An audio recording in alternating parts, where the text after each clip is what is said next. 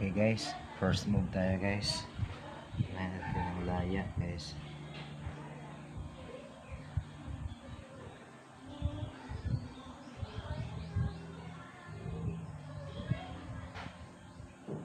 Second move guys. And the last move guys. Okay, thank you. Okay guys, tricks number 2 tayo. Day 3 moves equals 8-0. Okay, first move natin guys.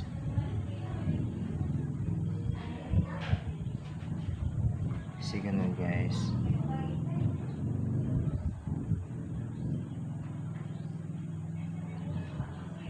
And then last move guys.